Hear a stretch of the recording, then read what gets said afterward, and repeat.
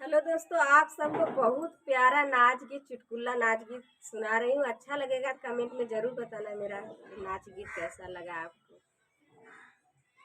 नेनुआ से पातर मोर कमरिया है बालम, नेनुआ से पातर मोर कमरिया है बालम, नेनुआ से पातर मोर।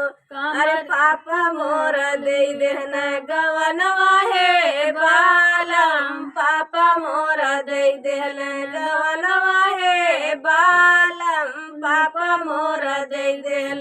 अरे पियवा मोर ना बुझे दर्दिया है बालम, पियवा मोर ना बुझे दर्दिया है बालम, पियवा मोर ना बुझे दर्दिया है बालम, नेनुआ से पातर मोर कमरिया है बालम, नेनुआ से पातर मोर कमरिया है बालम, नेनुआ से पातर मोर। अरे मोर चाचा मोर दे देहल गवनवा है बालम, चाचा मोर दे देहल गवनवा है बालम, चाचा मोर दे देहल। अरे पियवा मोर ना बुझे दर्दिया है बालम, पियवा मोर ना बुझे दर्दिया है बालम, नेनुआ से पातर मोर कमरिया है बालम, नेनुआ से पातर मोर।